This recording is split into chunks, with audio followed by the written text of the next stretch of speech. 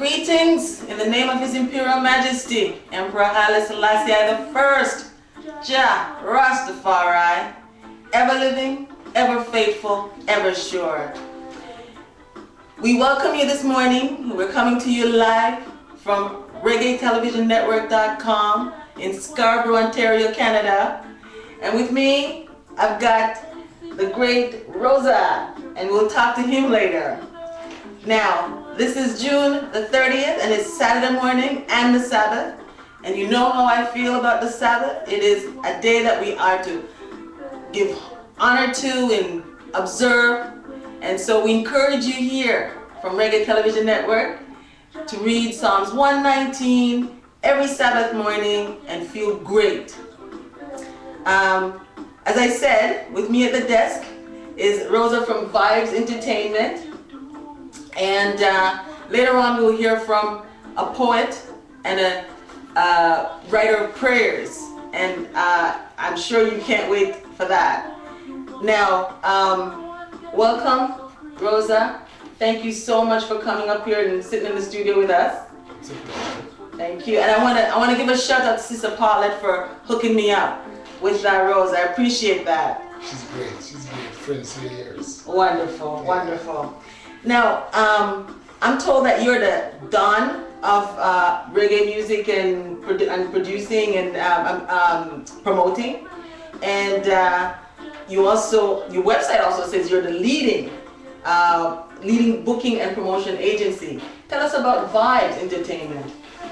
Well, Vibes really was a booking agent company formed myself and Fabian Hansen, aka Fabo. But we mostly do the vibes, and we have like a network all over the world. Let people know what's happening in Canada, all over the world, like in music, dancehall, or whatever, shows and whatever. So Fabo is the main man for that. I'm mostly in there like trying to make music reach out to the people to understand more of it. Yes.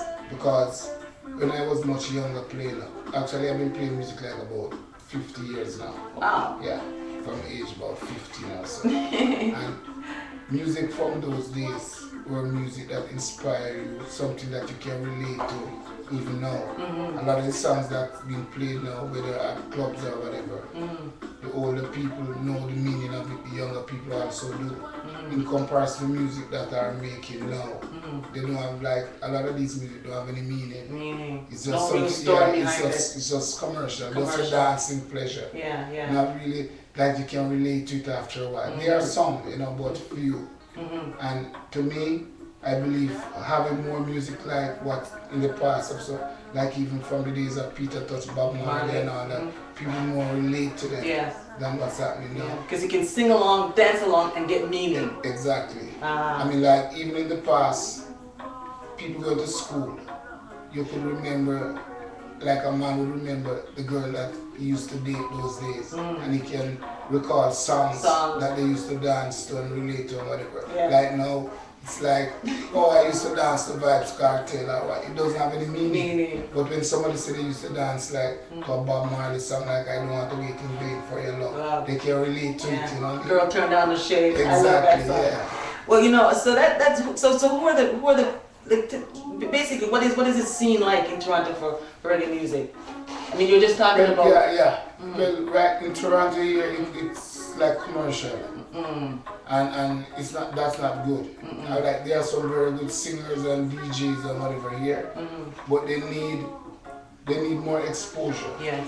And it's hard to make it here in reggae music in Canada. They have to take it to other places Germany, Portugal, Europe. Yeah. It's like Europe is like the king of reggae right now. Yeah. And you'll find there are people there that are doing reggae, which you'll be surprised to know, because, not really because of their color, but they talk like Jamaican. They sing like Jamaican. They get it. They feel the vibes. It's like Jamaica have the roots for reggae. Yes. So they want to have the roots for reggae. So they try to adopt the Jamaican reggae symbol, you know what I mean? So reggae transcends color, it transcends country, borders, everything, great music.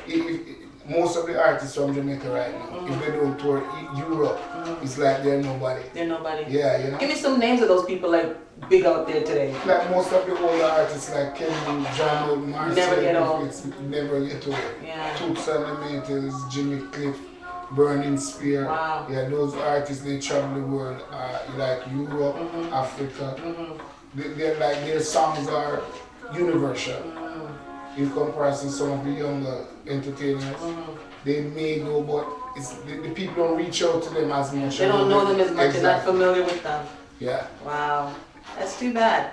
Well, you know, it's amazing because I was checking out on your website the dancehall diary, and I noticed you had a lot of current news, like about Beanie Man, and I learned his real name, Moses Davis, and his father's passing, and they talk about Ninja Man. And his father.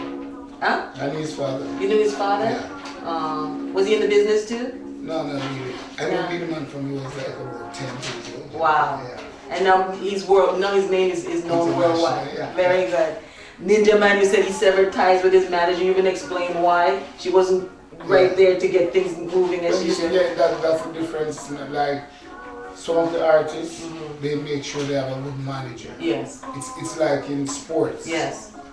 Like a good manager, it always make their artists or whatever excel. Yeah. So, but what I realized that a lot of times with the reggae artists, they're always changing managers all the time. I guess I don't know if it's financial reason or business reason or what, but that's always the case. Yeah. You know? Well, usually, but it explained that Ninja said she wasn't up to his career. She wasn't up to being managing his career because he's a big star. Yeah, well, you see, the thing is, you know, what there's lacking in, like with these artists in Jamaica, they don't detail themselves in that aspect, whereas they try to uplift themselves to go to a high level and be patient. Right. They want to get everything they want overnight. Superstar right now. Overnight, yeah. And it's like a course. Yeah. If you notice a lot of the R&B singers, they start with one song and they have so much creativity around them that the people who are doing the book work, the managing and everything, they program them how to operate so that they can achieve a goal. Yeah. Whereas unlike the reggae artists, if they are working with you, for example, and you're not moving fast enough, the switch and come to me. Oh, yeah, so they have to start the process all over again. Exactly. Wow. So you're always beginning, beginning. See? They don't have the patience, and that's the thing, you know. See, if you want to be a reggae artist, you have to have patience. That's important then. Yeah. Very good. So tell me something. Maybe you'll be able to tell me this, because I've been asking a few people. I'm not sure if anybody has the answer. Where is, oh, man, I forgot his name. Oh my goodness. He got himself in trouble in the States, and he's still there. Buju? Buju. Where's Buju? Sorry, Buju. I didn't mean to forget your name. You're thinking about it for so long. What's happening to Buju? You know anything about what's happening to Buju? Well, I guess he's just doing some time for some stuff that happened. Oh, so he's not out yet? He's not? No. Oh, what a waste. What a talent. But you see, I mean, like, you're not an athlete. Sometimes they are from the ghetto and they find themselves handling a lot of money. They do stupid things. So anybody's vulnerable to those things, you know what I mean? So it can happen to anybody. Yeah, you have to like that's where a good manager comes in, because a manager managing an artist or whatever have guidelines that you have to follow. Regardless of the fact that your name is big and you're handling money, that doesn't mean you're just gonna go by yourself and do what you please. Yeah. You know, there are certain guidelines, not like with music, which you know, with reggae music. Some of the artists from Jamaica, they are grounded because of the lyrics and the things that they say. I remember about 10 years ago, Super Cat, when he was in America, he said when you're in Rome, you do as the Romans do. You know, so like, if you know there's a problem of the lyrics that you say in certain countries, because if you want to excel in reggae music, you have to be able to travel here, there, and everywhere. So if there are certain guidelines that you have to be keen on, you just have to do that. You just have to follow it. Follow the rules. as long as you want to achieve and reach the top, those are things that you have to do because they will stagnate you if you don't obey. And stop you too. Exactly. Wow. So, you know. Well, that's too bad. So, we talk about the roots of reggae and we talk about the dance hall. And so maybe you can explain to our audience what is truly the difference between the roots of reggae and the dance hall, the lyrics and all of that. Well, one of the things with good music, it lasts forever. It lasts forever.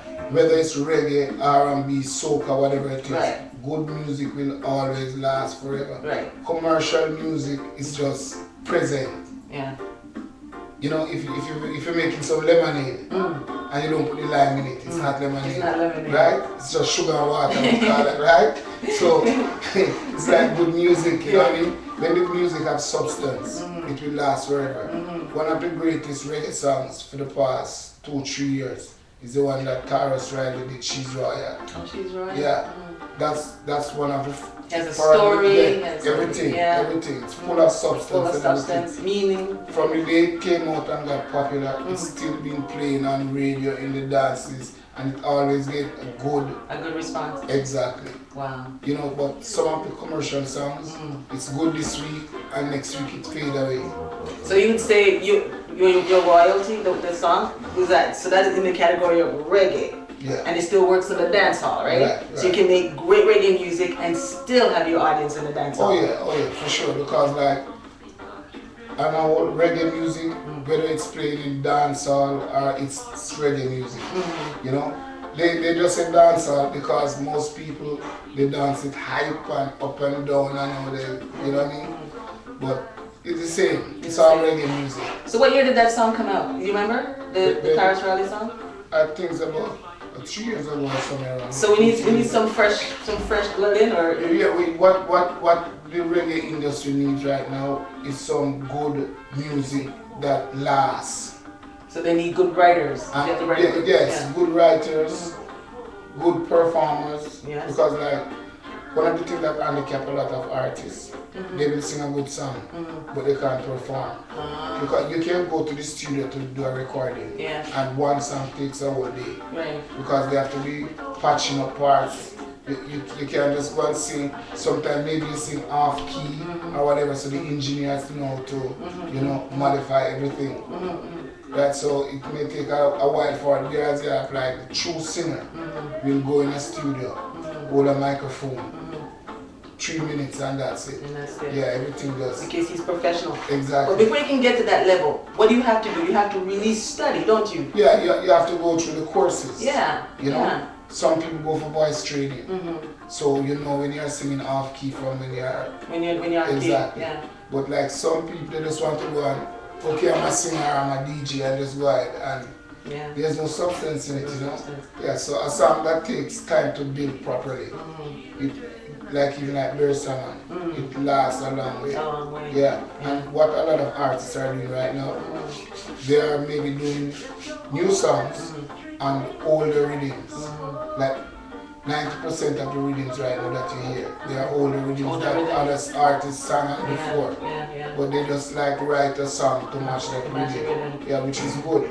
Because in truth and in fact, a lot of the commercial reggae songs, the artist doesn't get any royalty for it because it's not their song. Wow. Yeah, like most songs now, R&B songs, they sing in reggae. So there's no royalty there for the artist. No. So just one hit and that's it. Exactly. So you have to have your own songs, which is harder to hit the market. Yeah.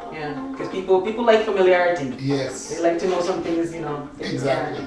But if the rhythm is good and the lyrics is good, they'll dance it and all that. Yeah. But at the same time, it has no meaning. Yeah. You know what I mean? So you have to kind of live. Yeah. To write music. And what I believe, if reggae music could get some good writers. That's the key in it. Yeah, but you know what? Some of the singers, they don't want to know that John Brown is writing a song for them and writing an album and they are just singing. Why? Because it's an ego. It's an ego? Yeah. Wouldn't you prefer to have success with somebody than no success at all? Whenever an artist have like a good manager, maybe the manager can sit down and say, listen, for you to excel, Yes. this is what you have to do. Yes. You have to be singing some conscious songs, or you have to relate this. Your songs have to relate a message to the people so they can grasp it.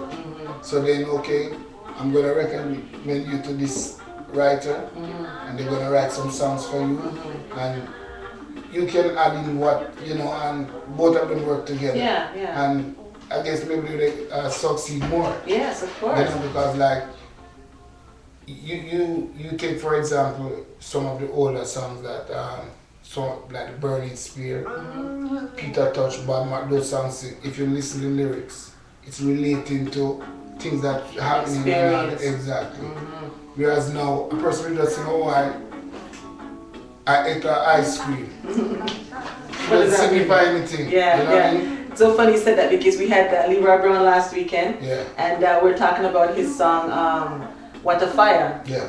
And he described that there was an incident in Kingston where the fire started beside the firehouse, and nobody would put it out. Right. And he was, he thought it was so amazing that here is this fire, right beside the firehouse, and the place was on to burn down. So it has meaning. So it has meaning. Yeah, so you can relate to it. And also the one he won a Juno from. Yeah.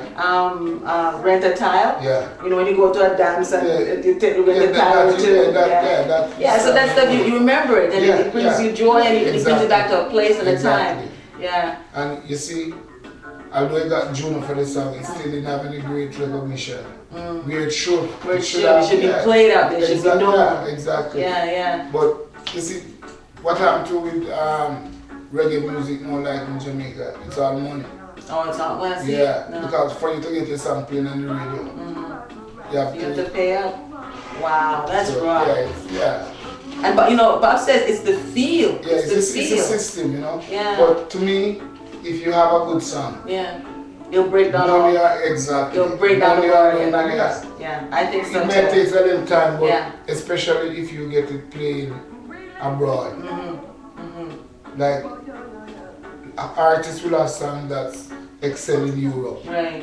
And in Jamaica you don't even hear it. Wow. You know? Yeah, that's too bad. And then you have songs that if it reaches #1 in Jamaica, it's playing all over the world. It's playing all the whole world. So, it's like... So the Jamaican audience is who you have to really aim for. It's the base. It's the roots. That's where it starts. It's the roots that start, So you hear that? I mean, if you want to be a reggae star, reggae singer, and really be successful, you have to first learn your craft, then you have to get great writing on board, and you have to be willing to experiment and to try. Yeah, like even in the dancehall, in the dances nowadays, a lot of the younger DJs, they will play some of the foundation music, but they don't really love it. Wow. Yeah, like they will play the dancehall music all night because it's their hype. That's what they want to do, you know. But for music that has substance to it, it has to come from the foundation. It has to come from the foundation. Yeah, you have to. Speaking of foundation, I went in and looked on the website and I saw the, beautiful people. There are a lot of beautiful people there. And I'm looking, I'm saying, so where are those rude sisters? What's going on here? That's the cameraman. You had no share that. But you see, I guess these things are exposed people to go on the website for that. So people go there to see who was there. Who's there, what they were wearing, what they were showing. But if you notice, most of these functions, they don't even penetrate the music that was playing as to the people themselves. Yeah, So it's more like a spectacle. Yeah, it's like a show. Fashion show. Yeah, I noticed that there was a lot of fashion going on. So you mentioned that the performers that you had, did you bring them up from Jamaica? Yeah, well, I'm a DJ for the past 45 years. My system Soul to Soul, it's internationally known. Very good. Soul to Soul play all over the world. Oh wow. And I used to play music like from I was going to high school in Jamaica. I went to Cornell College. I used to buy records before I even have something to play it on. So that was my passion and love for music. And still is. And I go that way and it grew with me, And nowadays a person will just go on the internet, download, play. They don't know anything about the song. Like say, for example, a person will play a song by Bob Marley, and they know no history of the song. If he made it under a cotton tree, or he made it when he was hungry, and he was expressing himself how he felt because of the hunger. The hunger, yeah. They don't study the music like that. During my time, like when I was growing up, that I used to buy an album, like LP, and I would read on the back what they write about the artist, then how old he was when he was singing, so you have a history of the artist, so you can grow, it grows with you. Nowadays they don't do that. They just download songs and they play, and that's it. It ends there and it starts there. Whereas most of the older people that play, like Winston Paul from Stone Love, Winston Merton Blake, we play the music that we have knowledge of. So that is what these young DJs need. They need the knowledge. They need to know foundation. More about it. Yeah. Because you can appreciate a performer when you know what they've been through and what it takes to get that song out there, or it takes to get that that material. Yeah, because like in the past there were certain songs that DJs banned. Right. Like Shabba made a song, I Love All of the Guns Then. Right? And you have some DJs who ban that song, they say they wouldn't play it because, you know, like when they play in a dance, they used to shoot. Shoot up. Right? Encourages right, nonsense. exactly. So then you would know that it's endangering people's lives. So you wouldn't play it, so it made the environment better. Right. Like nowadays, these younger DJs would grasp for that. So they pay anything. They would love to play that. So anything goes now, or they're still holding back? You see, they don't think along the line what it would do. The consequences. Exactly. They just play it because it's hype and whatever, you know. Yeah. So that's why I'm saying, like, most of these DJs should take a step back and study the music more. So they can appreciate it and give it to the people in that vein. So that you have a lesson, like a good song supposed to create something for the environment, for the younger people to grasp, even for older people to acknowledge. But like there are very few songs like that now. Like even Luciano, for example, the singer sings like some cultural song and all that. Really can grasp something for it. You know? You can go back to this thing where I say, if there were some good writers, which they are, but the ego of the singer hates to know that you are writing a song for him. Even if he can't write his own song? Yeah. Wow. Because what they do, that's why they sing commercial songs. Yes. It's easy to go pick up something. It's like a quick fix. You know? Whereas if the song was a foundation song written by you or someone else, and it has meaning, you know, it tells you about slavery or whatever, and you sing it with feeling, expressing what you know your grandparents went through and all that, you know. It will more create for the public and people who are acknowledge good music. Food for the public. Wow. So when you have when you guys get around to the world, you don't find too much difficulties with papers trying to get through customs and all that, because I hear people being stopped at the border. You see, when you're in entertainment, you have to have a clean record. Very good. You have to have the system is set in a way now that everything is computerized, database, whatever. So even if you are in Mars and you do something there, they're gonna know. They know. So you can't hide. So the first thing being an entertainer, the first thing you have to know within yourself. Before you have a name, you're just growing up in it. You have to make sure you have speak and span. Right with the law. Right. Because take for example, Vibes Cartel don't have the opportunity to travel. Wow. And he's one of the biggest entertainers in the world. He got himself into trouble, didn't he? Yeah. But it just goes to show that you cannot be right if you are wrong. If you're wrong. Absolutely. So you see, you gotta keep yourself clean, you gotta keep the right side of the law. That is the creed in order to get around. That will only keep you until your career finishes. Your career is finished. You have to be pinpointed. Every entertainer needs to explore the universe with his material. That's how you get your... That's the only way you're going to make it. That's why you find now a lot of artists coming out of Europe. There's one gentleman. He's an artist, gentleman. That's his name?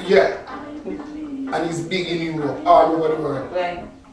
because those people don't think of anything when they were growing up. They're trying to make a name. Yes. They're trying to grasp the reggae music as if it's theirs. Right. And they are making billions of dollars more than even the people that in Jamaica or wherever are, you know. Who were given. Exactly. Yeah. So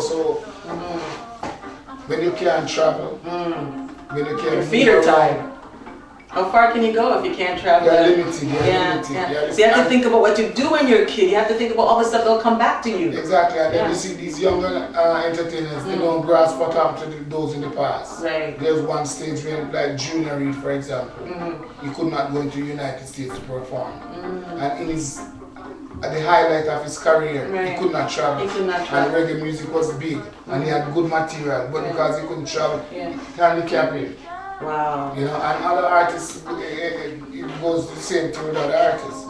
You know, yeah, so first thing you have to make sure you have a very clean record, or else you get nowhere. Yeah. Wow, that's interesting. That's a good lesson for the young to understand now. Yeah. Because if you want to get someplace in life, you have to start clean.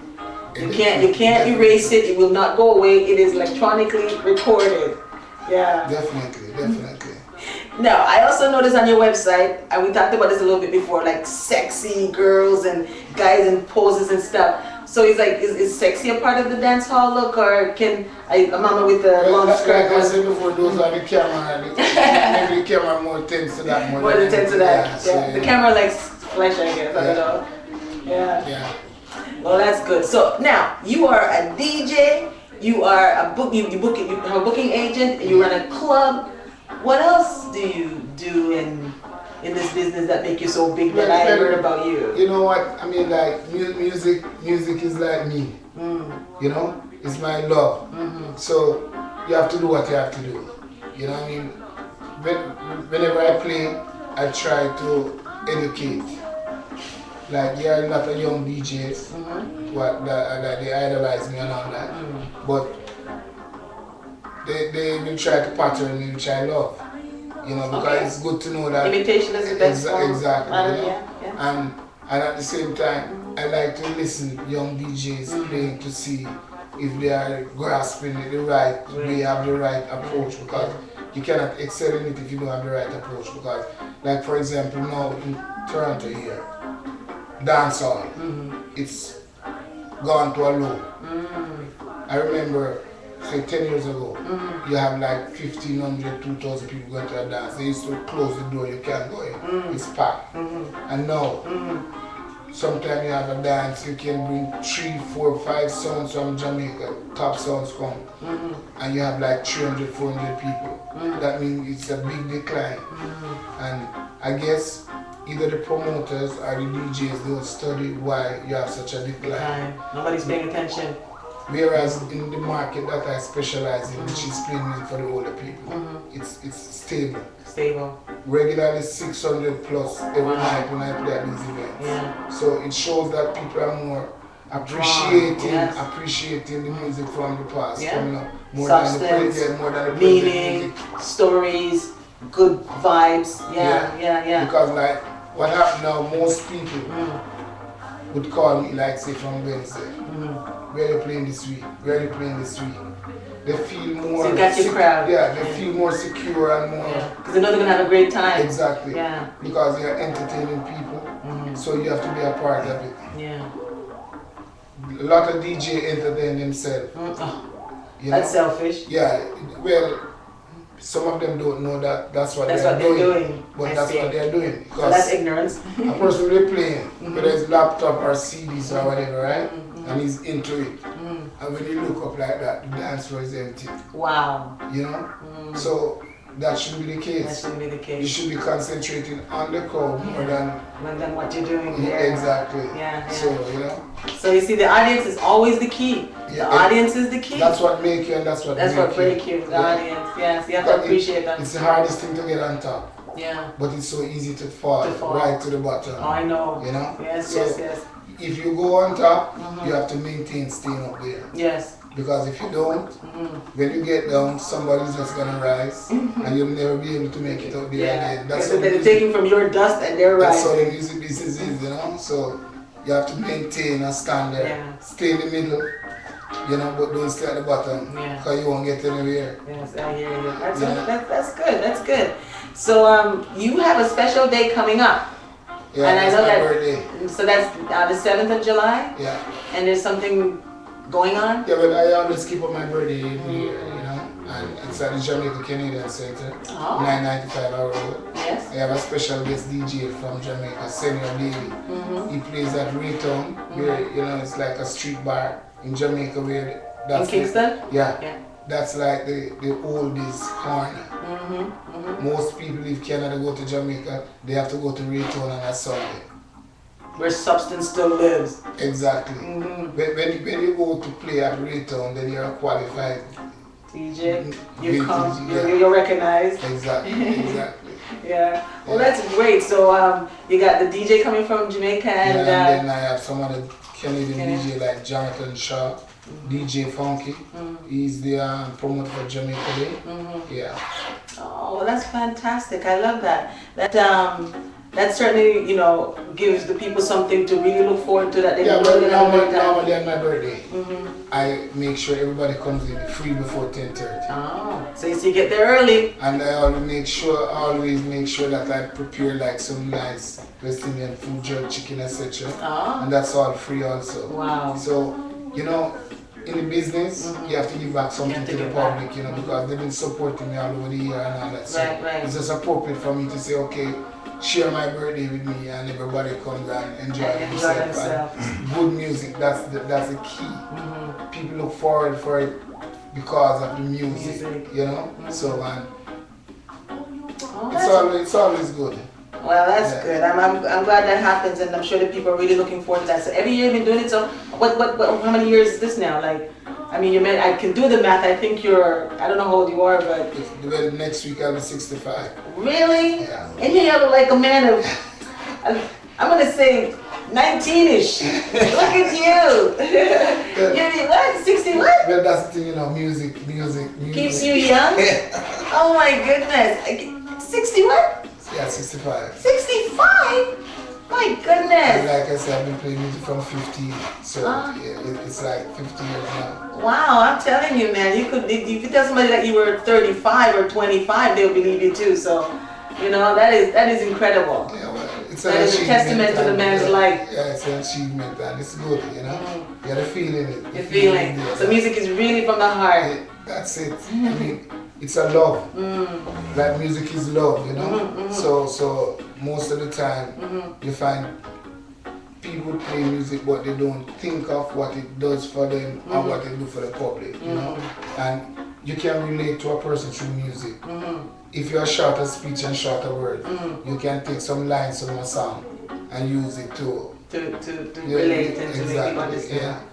Well, it was such a pleasure meeting you. I'm so thankful that you came in and talked to us, and you gave us so much really useful information, especially for the youth today, about the music, appreciating what the music is and appreciating what you should do for the music. Be like, you know, it should be like what Candy said, it's not what the music can do for you, it's what you can do for the music. Yeah. What I believe most of all is like a lot of young DJs should study the music more so they can relate to it. You play a song, you need to know the meaning of the song that you're playing.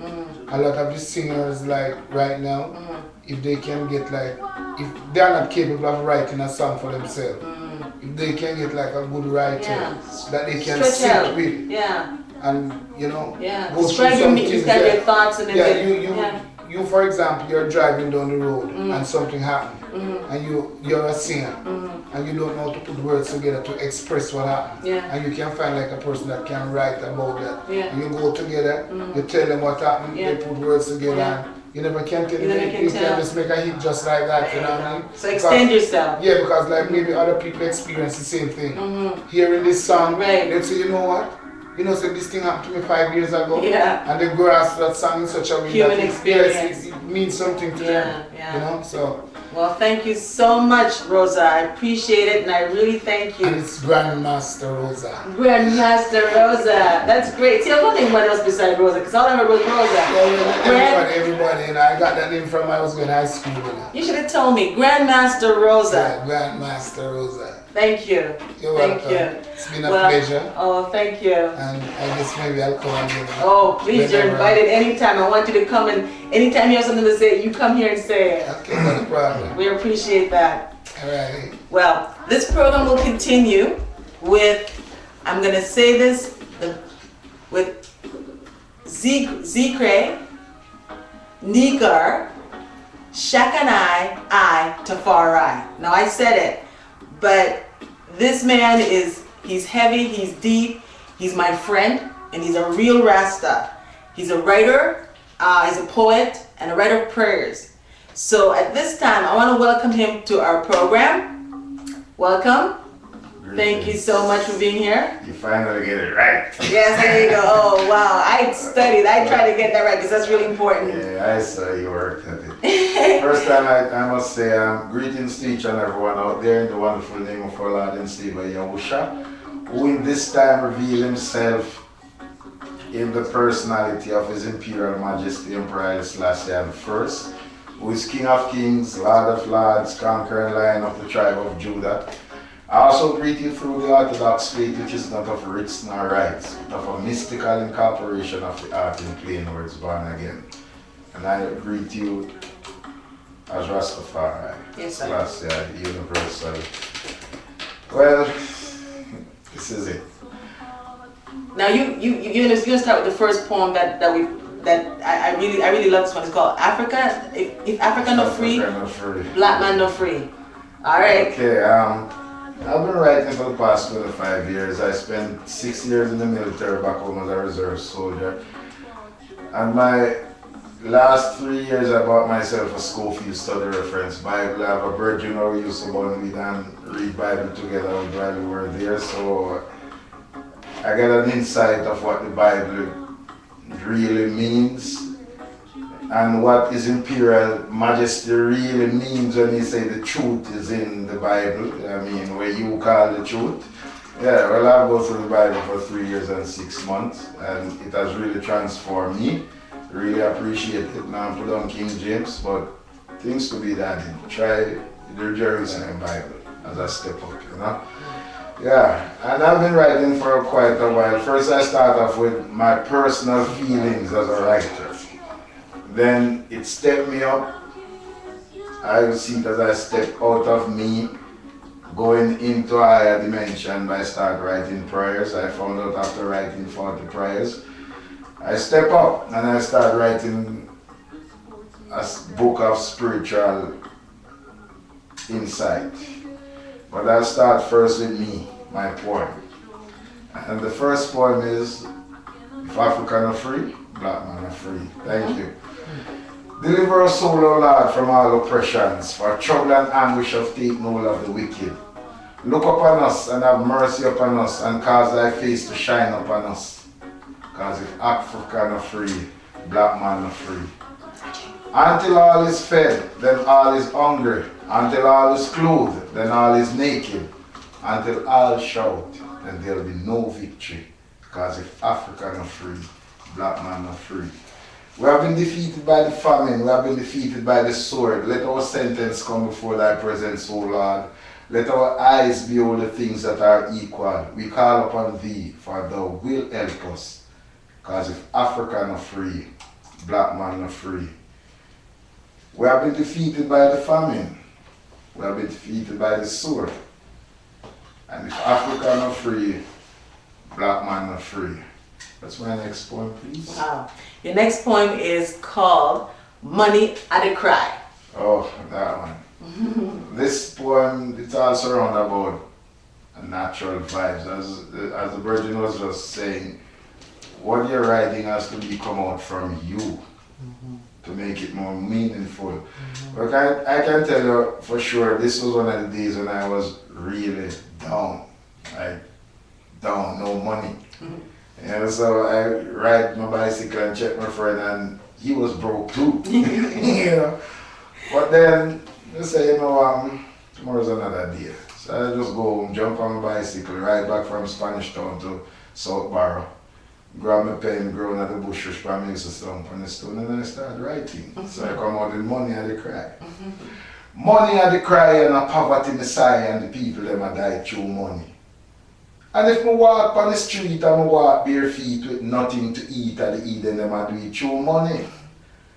And if I can't get a dent and I can't find a cent and I can't pay the rent and I move in a tent through money. Watch the food just a spoil and the rich them a smile and the poor just a tile and them pocket can't side through money. And the rain just a fall and the youth them a ball and a chew white squall and I can't help at all through money.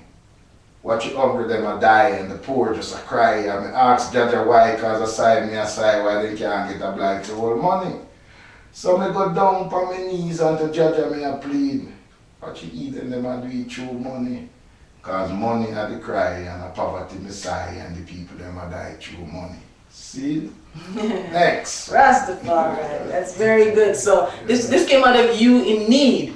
Yeah, that was one of my needy cry, I would say. You know? Well, it certainly feels good. So for the third poem, you're going to do Dreadlock Tree, and this tree has a meaning, right? It's a real tree. I was back home in gun court number 6, guard, the one against the fence, gun court guard.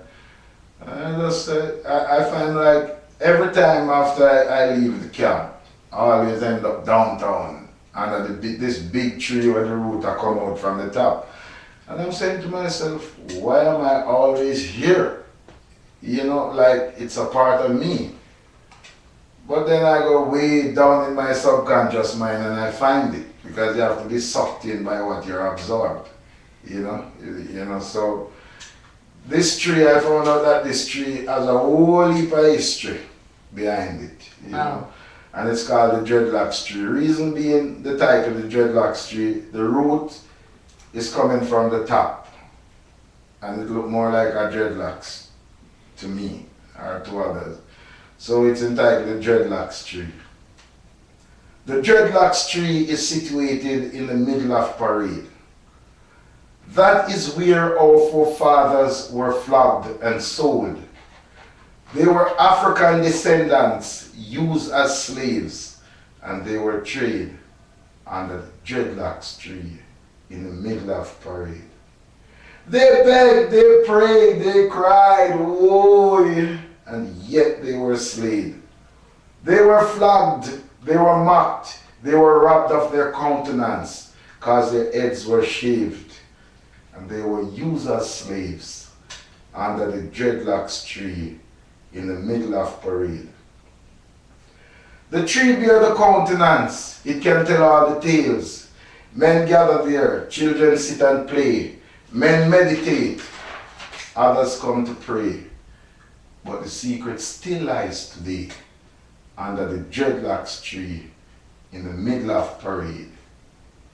Bids were made, honorable women were traded, they were raped and nakedly displayed, packed and trade under the Dreadlocks tree in the middle of Parade. They have dishonored our religion, they have destroyed our father's creation by their abominable actions under the Dreadlocks tree in the middle of Parade. The tree's pride has not been hidden, its countenance has not been hidden. It bears the history of something that has been hidden. The sun, the moon, and the stars are its witnesses of many other things that took place in the slave trade under the Dreadlocks tree in the middle of Parade. And now the tree has revealed its glory in the heart of a beautiful city and has placed in history for revealing this mystery as a Dreadlocks tree in the middle of Parade. Selassie. Rastafari. That's excellent. Now before we get to the next poem, which is entitled The Canadian Point of View, I must say this is so appropriate because it is Canada Day weekend. And you know, we're all here in Canada, as we are live from Reggae Television Network.com in Scarborough, Ontario, Canada. And it is Canada Day weekend, the first of July is Canada Day, it's Canada's birthday. So this poem is really a good fit at this time. So you're going to perform your next poem, which is The Canadian Point of View. Okay, in '93 I was attending Maycloud High School adult lesson. You know, come here, your education, I mean nothing unless they have a print on it. So I follow the rules, I attend the school. So they had a writing competition. And the poem that I entered the competition, I wrote that in the gun court box. Distant Cry, the first poem that I did. And no, that was African Show. I wrote that poem in the gun court box back home, and I entered it when I came here, and it won.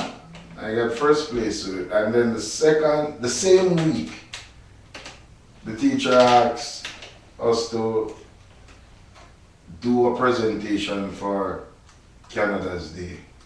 So this is what I write. I wrote a Canadian point of view. Well, this is my point of view.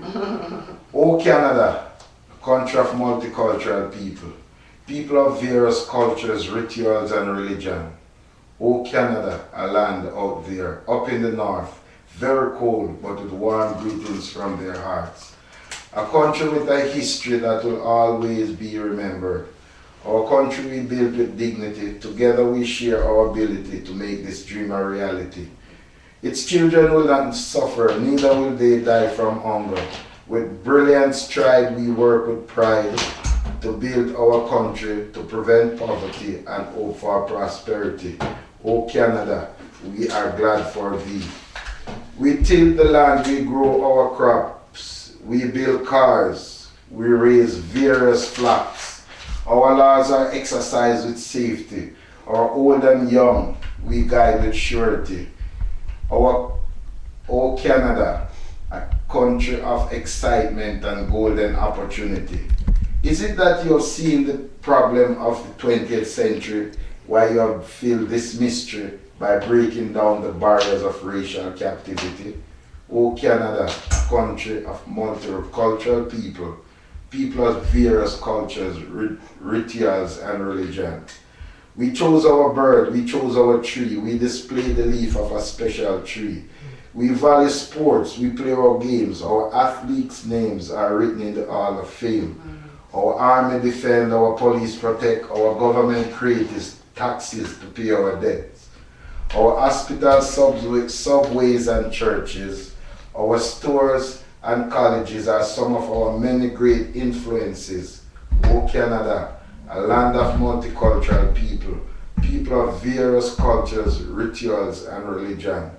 You don't have to be a Canadian to be a citizen, just a member of the human race. It's the last guy. Rastafari, that's very poignant. So this really tells you how the Canadian point of view embraces everyone and, and really has a special meaning. Accepted as long as you're here. That's what I noticed. And you stay on the right side of the law. Stay on the right side of the law, as the Virgin said, you know. That's right. And I think that's a very strong point that you made. I really appreciate it. And I think most, not just artists, but most of us should take that as a thinking point. Because when the mark of the beast coming, you don't want to be in jail. You don't even want to be in hospital, because those are some of the situations that you cannot get yourself out of. You can't escape.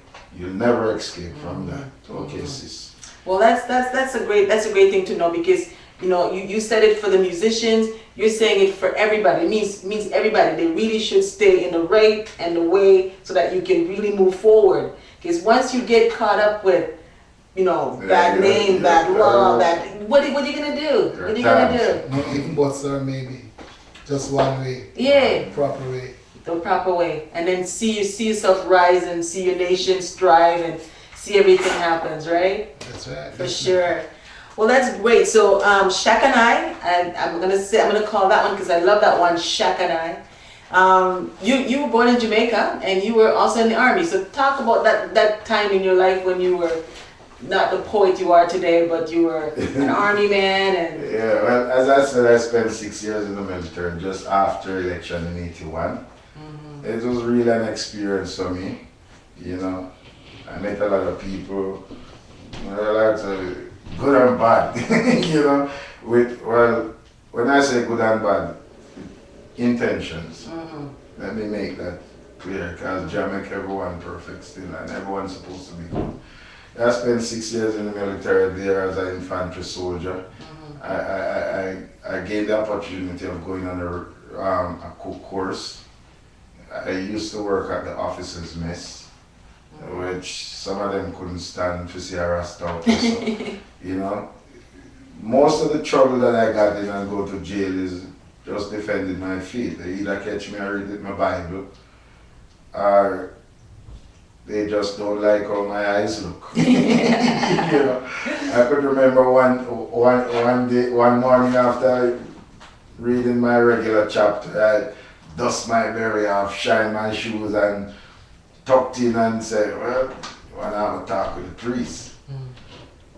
Go up there in the morning, talk to the secretary, she said sit there, so I was there for a bit.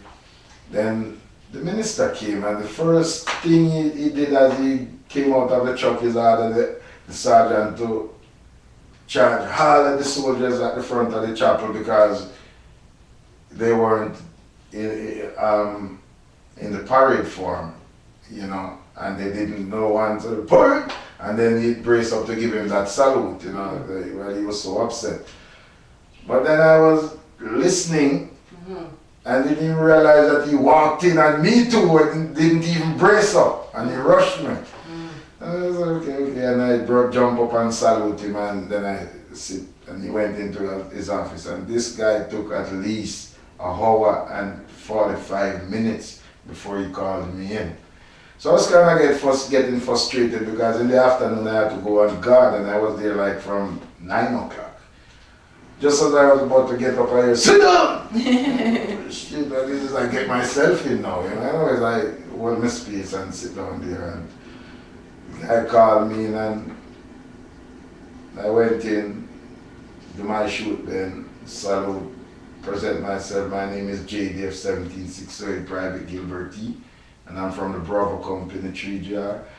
And so what can I do for you? So I said, at that time maybe about Jeremiah I reached in the Bible. So I said, I read the Bible and I find out that His Imperial Majesty is Christ and His King. I almost go to jail to understand that Selassie is the Christ. You know, and you come up with some, where you get that super ferocious idea from and whatever. So I said to him, I read Psalms 89 of God swearing to David that He'll manifest Himself in David's seed. And from David to His Majesty is a line of 232 kings from that time until this time. And then I read Psalms 8 where He showed you He made Him a little lower than angel, which is man level. And I go back again and Him show you Christ was crowned with thorns. But in Psalms 21 Lord set us a crown of pure gold upon His head. So I was kind of convinced right away that His Majesty is the Christ, you know. And then I go back to Psalms 2 where the kings of the earth set themselves together against the Lord. And we see what Mussolini does, we see what the rest of the world does when His Majesty asks for help in the war. Yes. You know, so I was convinced and I decided to go on this man's side, you know. So it all started from there. I finished my rest of 3-year contract. I just leave it. You know, because there was a better army out there to join, which is Army, you know, so straight up. Yeah, and I start from there. I figure the reward I got, because sometimes you have to recognize your reward or your talent. So I figure what I got from reading the Bible a chapter a day, I got the inspiration to do my poetry, and I even have here from I came here when I just come to Jamaica, come to Canada. I got this fortune cookie and I popped it open, and the word is always ready to be received, and your talent is for you out there wide open. That's what on the fortune cookie. It's right here. Yeah. Yeah. So with no shadow of a doubt, there was someone there who is watching and guiding over me still. So leading you to the right place. yeah. So I have no doubt That's You know what I'm is doing? God. That's Selassie is God, you know. I'm with you all the way, for sure. You know that. Yeah, that's great. So, what about your life in Canada? How you finding that? Because as a poet, as a man of feelings and emotions, that can really, penetrate you, right? How people around you live, what's going on around you. Well, it's funny you say that still, because back if I was living in Jamaica, this book wouldn't have 100 poems. This book would have 1,000 poems within that time. Because back home, even after I resigned from the military, I used to write 3 and 4 poems a month. When I came to Canada, I write 3 lines a month. You know? So time is a yeah, the pace is faster, it's more distraction. You know, you don't get to eat the way you want to eat, so you can think the way you want to think. It's a whole lot of things, you know. But then you have to settle yourself and know that this is the condition that you're facing, and this is who you are, and this is what you have to do. Yeah. So you get yourself sucked in what you're doing and forget what's around you for a while, even though it is there, you can't ignore it. Yeah. But when you come on to spiritual world, you have to left everything. And the brother said fire.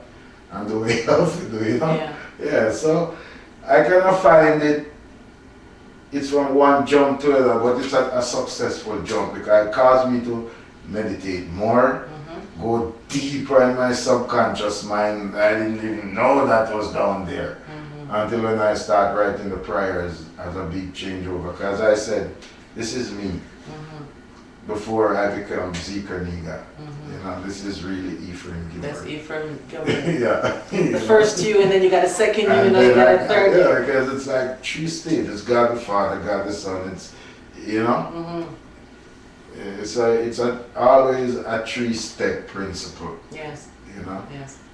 3 dimension, not always looking at one. No, don't always see just what you just see. Like they say, look around the corner, turn around. You got to go deeper. You know? Yeah, well that's great. So at this time, you're going to read from your Shakai manuscript, right? Yeah. And this one is entitled The Young Child, a Messenger. Oh, that's a Shakai. Shakai. Yeah, you have to pay attention really. This one is, it's something. That's good. Okay. Yes. Well, I'll be reading from my manuscript entitled The Shakai. The Shakai manuscript, it's an abstract, and in plain word, this is my subconscious mind. This is really me in myself. This one is entitled The Young Child, a Messenger. I was laying easy in my hammock, dozing off between 2 trees, when a child stood beside me and said, "Sir, stand up." As I obeyed the request of the child and stand up, he held onto my hand and said, "Sir, come. There's something I'd like to show you." As I humbly followed the child, we went over a steep hill, down into a valley, and out into the plains. As we were standing in the plains, he said to me, "Let us gather all the flat stones that we can find." As I continued to gather all the flat stones, I noticed there were inscriptions on each of the pieces. I said to the child, "What kind of stones are these?" He said, "Let us gather all the stones and join them together." As we joined all the stones together, I could clearly see all the inscriptions.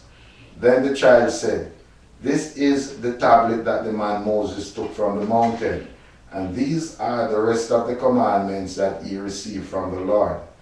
As we put the pieces together, we counted 613 commandments. Then the child said, "This language is unfamiliar to you, so I will read them." And as he read all the commandments, I said to him, "How did you know that these were here?" He said, "When Moses came down from the mountain and he see the lawlessness of the people, he was angry, and he broke the tablets in pieces. Behold, their faith was broken, their fellowship and aspiration was broken also. I was there." Then he said, "Take in thine hand a pen and plain paper, and write all I am about to read unto you." so it can be served as an evidence to your generation. And as he read the commandments, I began to write. And it was entitled, The Way of Wisdom. So I did not start from Moses 10. I start from where Moses left off. Okay? Do not force into things too hard for you, and that's 11. Okay? And so the do not are the thou shall not. Capish? Do not force into things too hard for you. Do not busy yourself with matters beyond and above your reach. Do not tempt a starving man or drive him to desperation in his needs.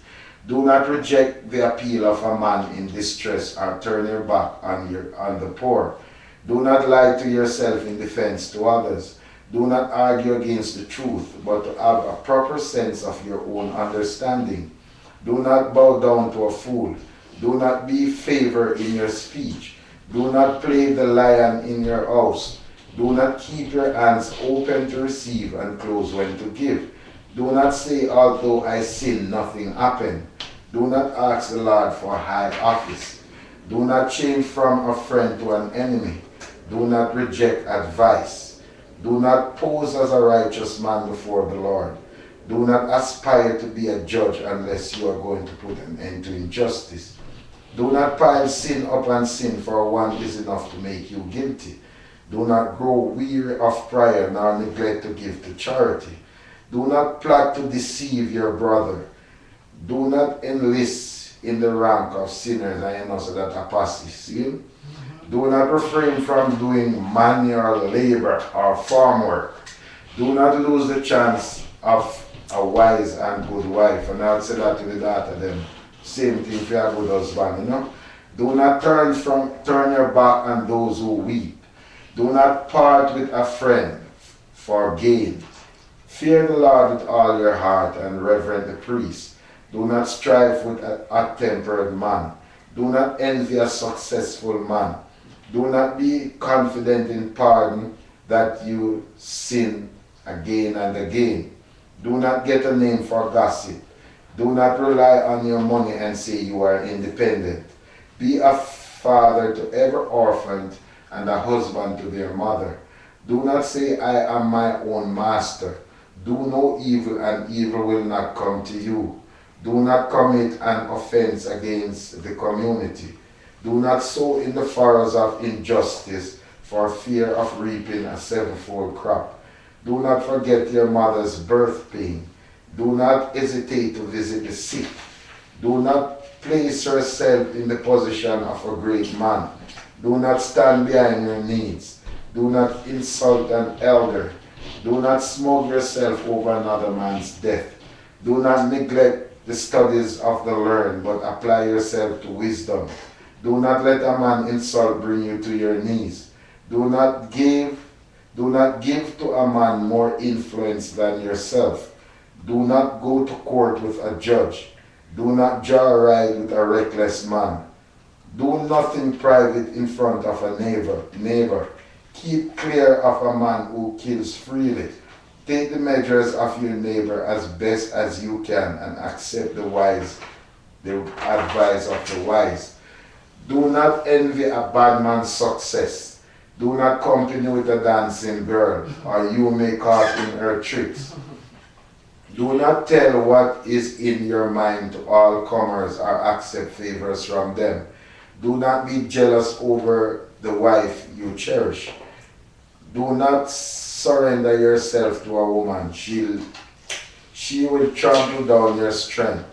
Do not go in unto a loose woman. Let your discussion be with intelligent men. A wise ruler trains his people. Do not set your heart on a virgin.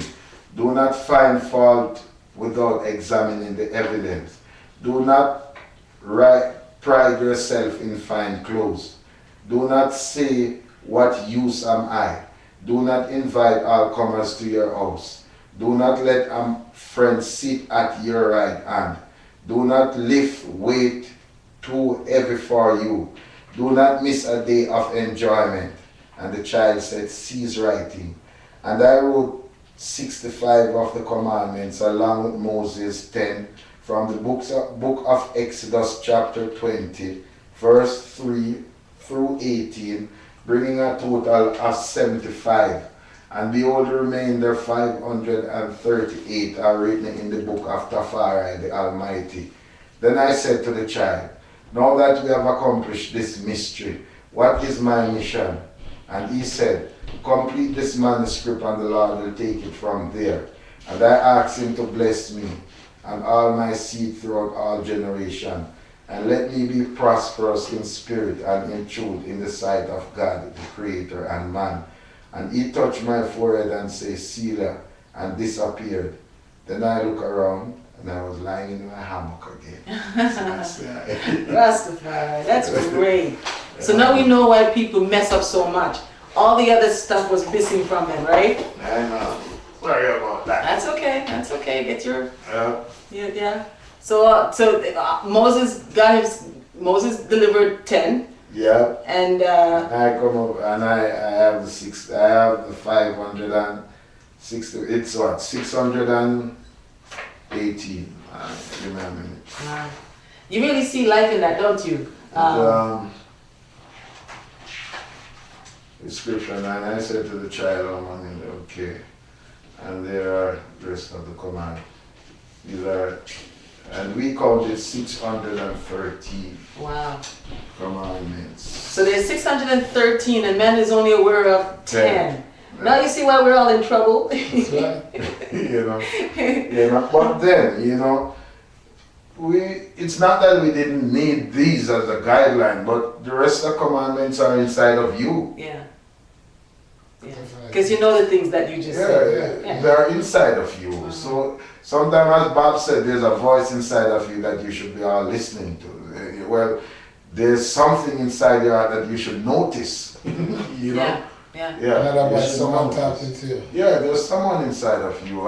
But if you could just listen to your subconscious mind, which is the deeper part of who you are, the one who said, oh, something tells me so that's not right, and indeed it's not right. Yeah. Sometimes if you could even be a little more keen and dealing with it, because if you're listening to yourself, you're going deeper and you'll understand more. And it's you, It's you, so that's what it is all about.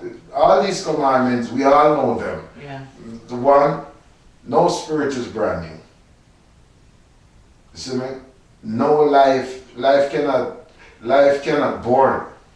So it cannot die. So it's inside of you, it's there. All I'm doing is calling you to remembrance. Yeah.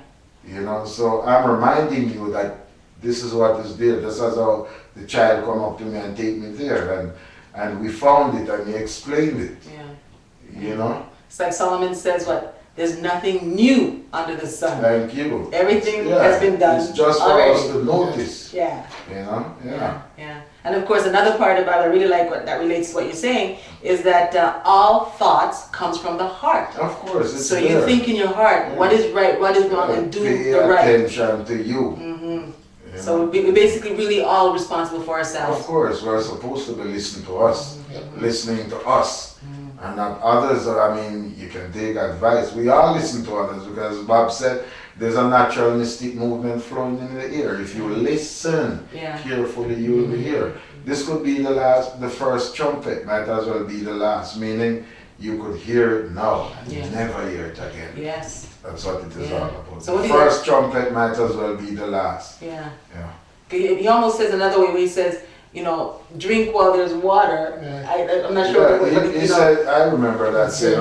It said, in the abundance of water, the fool is thirsty.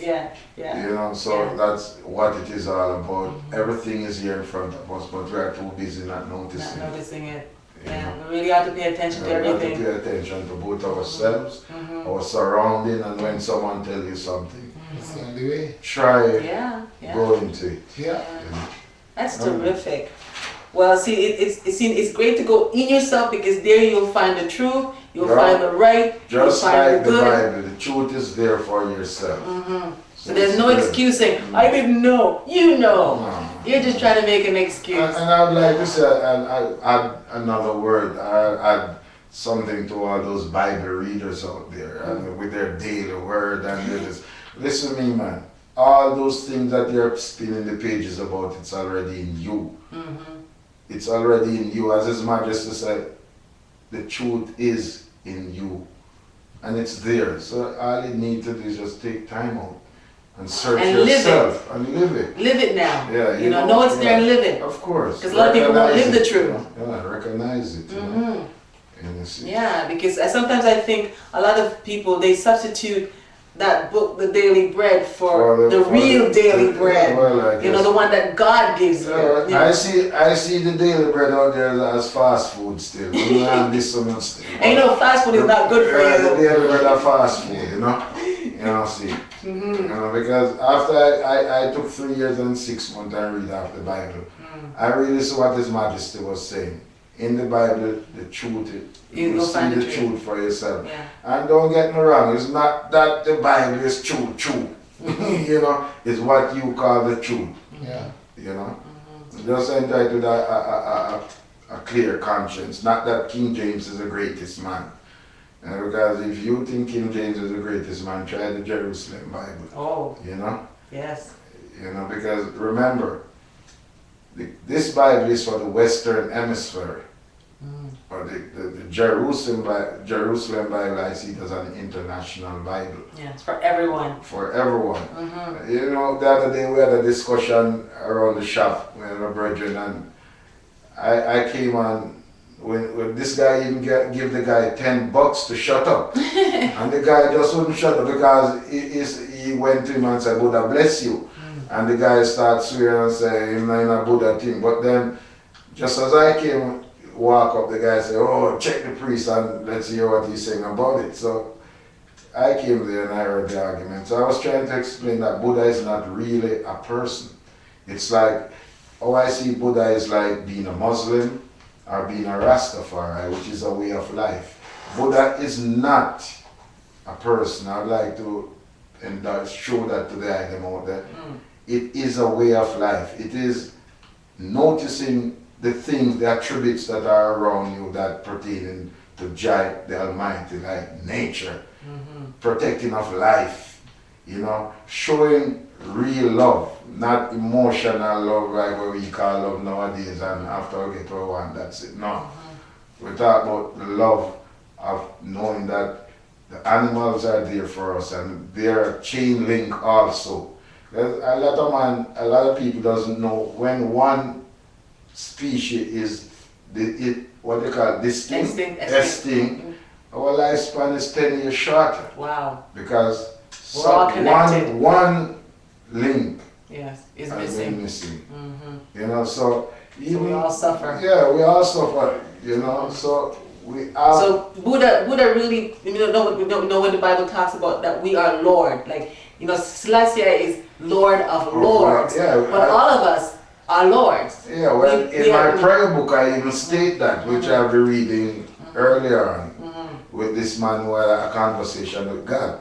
You know, because as he said, I made him a little lower than an angel, which is man level, and crown him with glory and honor. You know, and we go into court today, the judges are my Lord.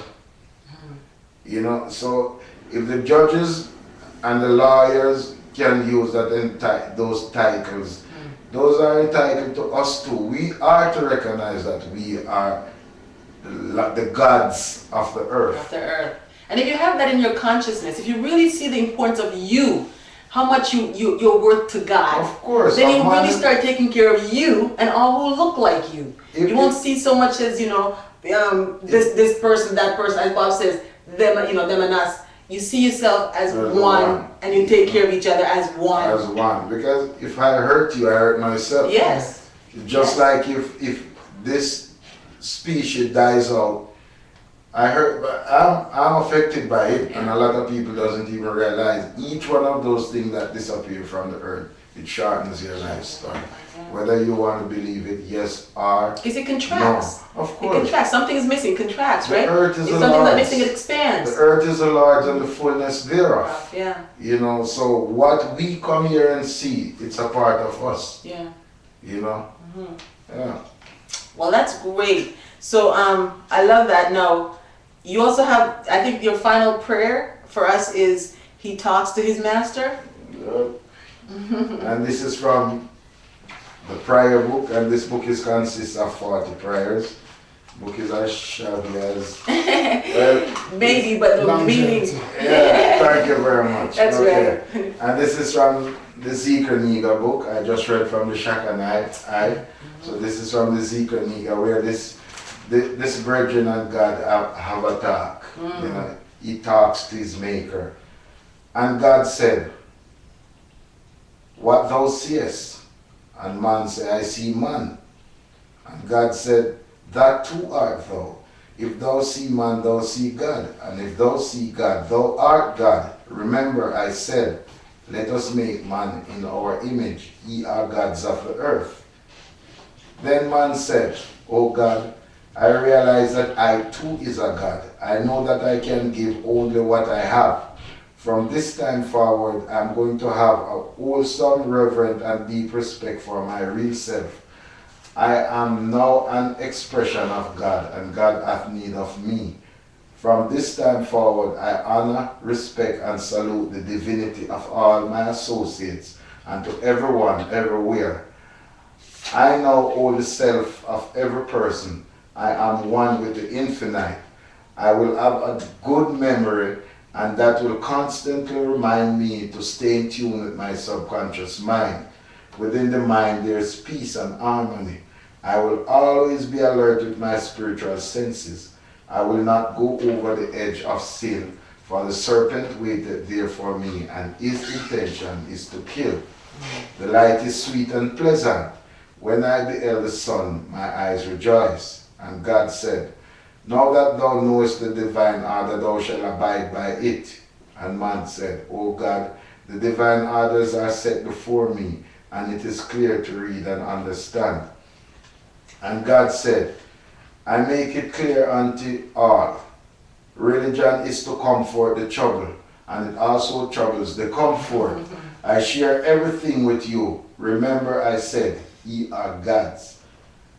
And man said, Lord, it has come to my knowledge that religion is an umbrella that we gather under to represent ourselves to you. And God said, I have visited thee twice, and thou acknowledge me not. Now I bring myself unto you to save thee, that this dispensation to come, thou wilt meet with me again. I will reveal to you how I made thee. From the depths of the earth I made all man flesh. From the brightness of the sun I made their eyes. From the dew of heaven I made man blood, and from the stones I made their bones. The veins I made from grass, his soul I made from the wind.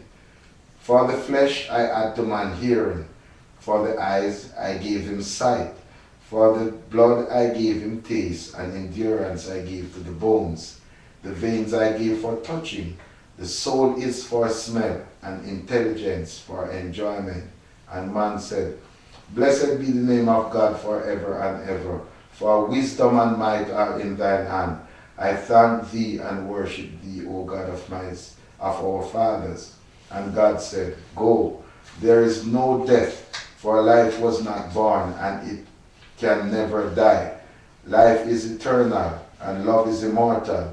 Life cannot be blown away, fire cannot burn it to ash, water cannot wash it away. It is like unto faith, which is an evidence of things not seen. And man said, Lord, permit me to reason with thee a while longer.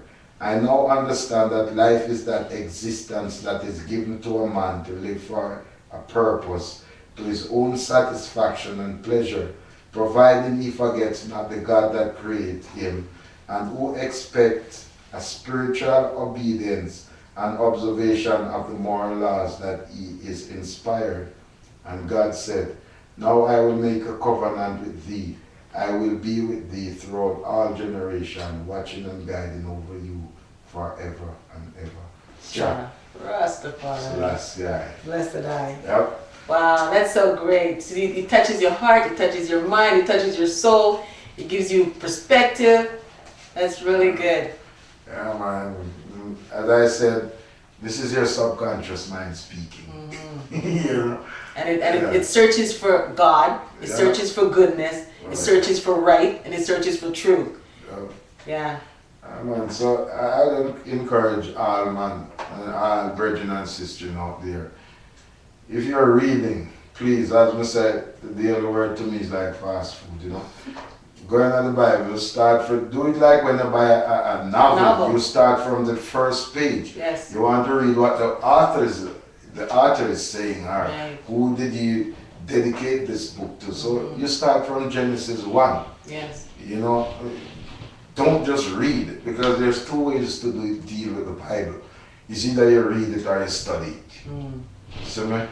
It's either you read it or you study it. And if you're going to study it, you need a proper instrument. Yes. You need a study reference Bible, a Bible with concordance, you know, so you can look up the meaning. And a Bible is not something to be rushed to. Oh, I read it off in 2 months. No, that's not what it is. Takes about 2 years to get through the Bible. No, Isaiah walked 3 years naked and barefoot to show us this is what it is.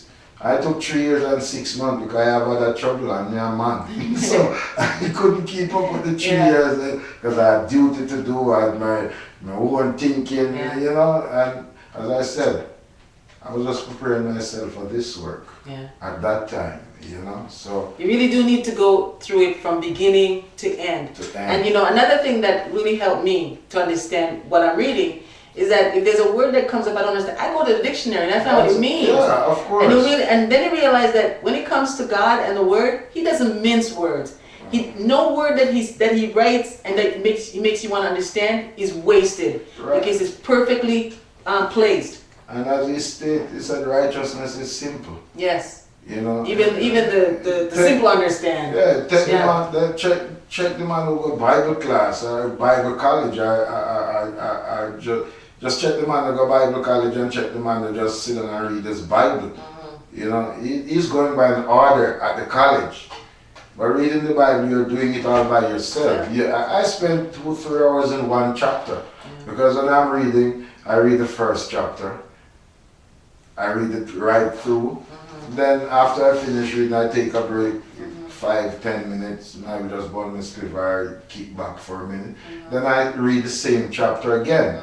And then I start doing the references, and then I scratch down. I have to go over and look over there because it sends you to sometimes 14, 15 different chapters. So it's not something that, all right, now I read the chapter, wait for me to soon come. That's not how it goes. So you don't just read, you study. You have to study it. You really want to know the truth. Yeah, because just reading it, it's a cleansing process too, I can tell you that for sure.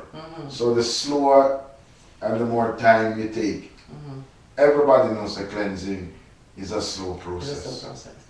So if you really need that spiritual cleansing, you need to crack the book from the page 1. You know, crack it from page 1. Yeah, that's excellent. So I tell our audience every week that they should read Psalms 119 because it's really, really crucial to building a relationship with God, right? On the Sabbath.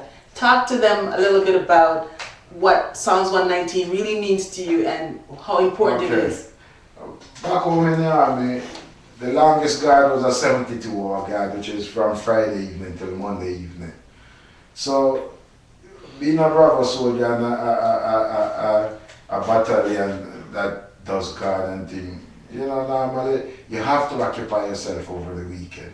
You don't just guard and eat and go to sleep, because you might just get up and big and fat and can't run.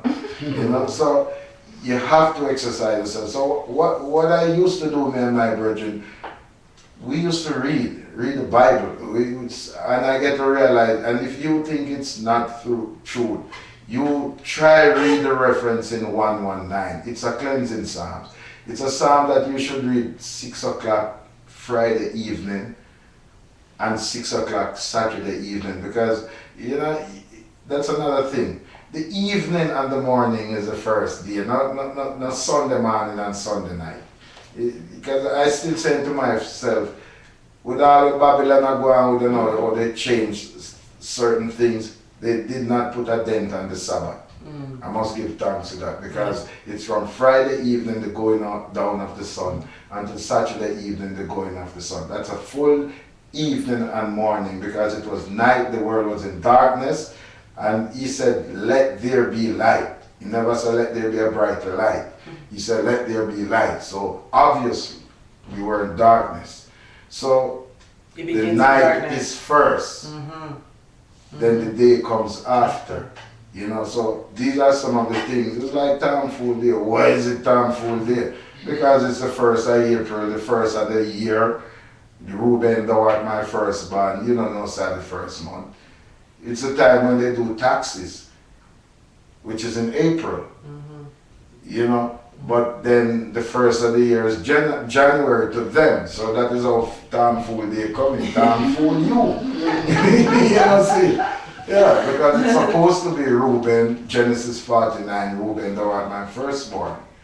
So Reuben is which April. Is April. You know, well, not Tally, which is January. Yeah, the natives, they see March as the new year. April is the end of the year and the beginning of the year. But as I said, everybody have them own. Yeah, a lot of stories to tell. So as I said, back again, the Bible not going to fight both of them change. Yeah, the Bible. Because what they change,